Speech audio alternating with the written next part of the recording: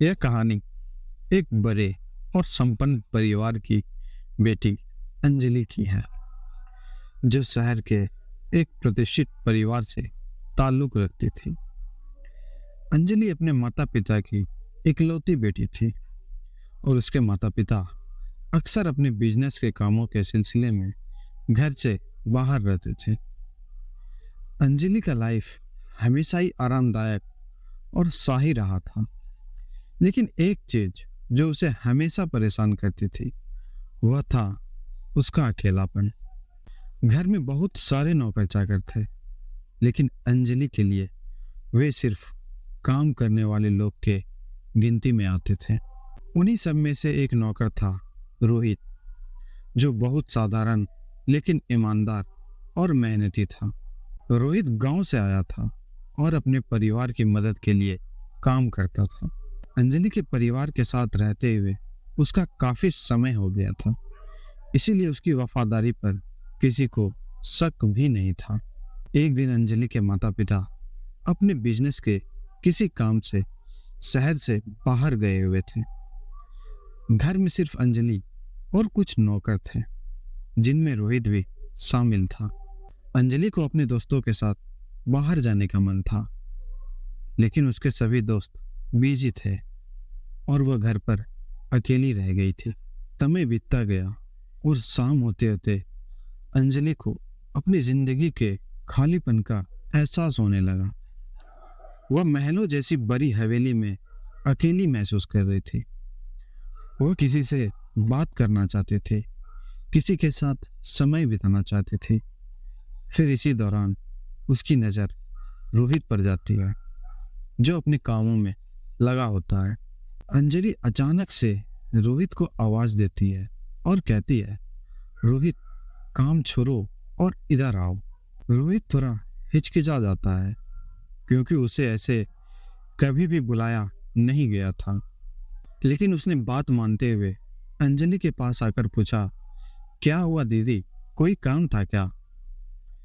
अंजलि उसे बैठने का इशारा करती है और कहती है, कोई काम नहीं है, बस तुम्हारे साथ कुछ बात करनी है।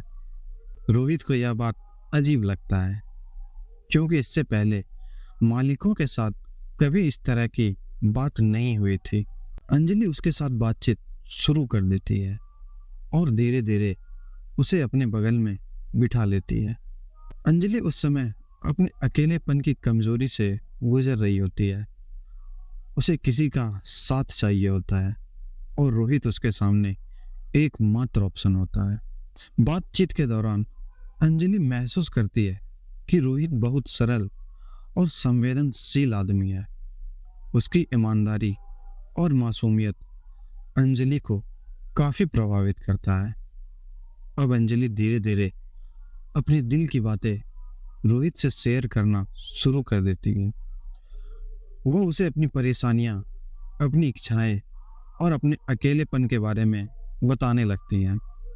रोहित को पहले तो यह सब सुनकर थोड़ा अजीब लगता है, लेकिन फिर उसे अंजलि की हालात का अंदाजा होता है। उसे महसूस होता है कि अंजलि, जो बाहर से इतनी खुश और संपन्न दिखती है, अंदर से कितनी टूटी हुई है। धीरे धीरे उनकी बातचीत में एक अजीब सा मोड़ आता है। अंजलि अपने पास बैठे रोहित का हाथ पकड़ लेती है। इधर रोहित समझ नहीं पा रहा था कि यह सब क्या हो रहा है। उसे पता था कि यह गलत है, लेकिन वह भी अंजलि की भावनाओं के बहाव में बहने लगता है।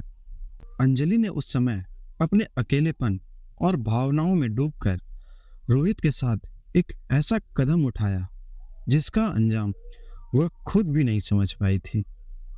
दोनों के बीच शारीरिक संबंध बन जाते हैं। उस समय अंजलि अपने आप को रोहित के करीब ले जाती है और उसने इस बात की परवाह नहीं की कि वह समाज या उसके परिवार के नजरिए से गलत हो सकता है। अगले दिन जब अंजलि की भावनाएं शांत होती है, तो उसे एहसास होता है कि उसने जो किया वह न केवल उसके परिवार के मान सम्मान के खिलाफ था, बल्कि वह खुद भी इस रिश्ते को किसी भी रूप में स्वीकार नहीं कर सकती थी। उसे अपने किए पर बहुत पछतावा हो रहा था, लेकिन वह अपनी गलती को ठीक भी नहीं कर सकती थी। रोहित भी इस घटना के बाद बहुत परेशान हो जाता है। वह समझ नहीं पा रहा था कि उसे अब क्या करना चाहिए। अंजलि उसे समझाती है कि वह इस घटना को भूल जाए और किसी से कुछ ना कहे। रोहित भी उसकी बात मान लेता है, लेकिन उसकी आंखों में अंजलि के लिए एक अजीब सा सम्मान और डर दोनों होता है। अंजलि इस घटना को कभी भी किसी के सामने नहीं आने देती है और रोहित ने भी अपना वादा बखूबी निभाता है। लेकिन उस दिन की एक रात ने दोनों की जिंदगी को बदल कर रख दिया था। अंजलि अपने भीतर की भावनाओं को दबा देती है और फिर रोहित भी कभी इस बारे में बात नहीं करता है और चुपचाप अपने काम को पहले की तरह ही करने लगता है। यह कहानी हमें यह सिखाती है कि भावनात्मक कमजोरी और अकेलापन इंसान को कभी कभी ऐसे कदम उठाने पर मजबूर कर देता है जो उसके जीवन को पूरी तरह बदल सकता है।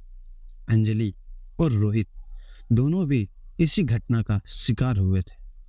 इसीलिए दोस्तों, हमें अपने भावनाओं को कंट्रोल में रखना बहुत ही ज़रूरी होता है।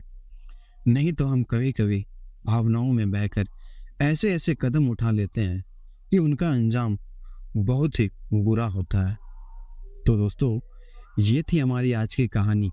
उम्मीद करता हूँ आपको ये कहानी पसंद आई होगी। आपको ये कहानी कैसी लगी और आप ये कहानी कहाँ से देख रहे हैं, ये हमें कमेंट करके ज़रूर बताइएगा। तो फिर मिलते हैं ऐसे ही किसी नई कहानी के साथ।